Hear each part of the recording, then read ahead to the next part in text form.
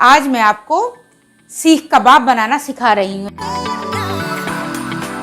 Beef का आधा kilo कीमा लिया है, नमक, कुटी हुई मिर्चें, पिसी हुई मिर्चें, गरम मसाला, जीरा पाउडर, पपीते का पेस्ट, लहसुन अदरक का पेस्ट, हरा धनिया, हरी मिर्चें, प्याज, एक अंडा चाहिए। ये देखिए मैंने कीमे में सारे मसाले डाल के 3 से 4 मिनट तक के लिए चलाया चॉपर को, और ये देखिए कितना फाइन चॉप हो चुका है।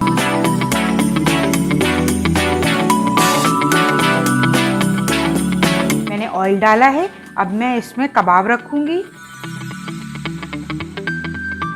स्लो फ्लेम पर सब तरफ से सेक लेंगे।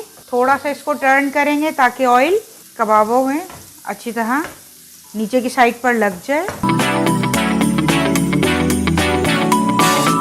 सीख कबाब तैयार हो चुके हैं। उम्मीद है मेरी रेसिपी आपको पसंद आई होगी। अगर मेरी रेसिपी आपको पसंद आई है तो प्लीज़ इसको लाइक, शेयर और सब्सक्राइब कीजिए।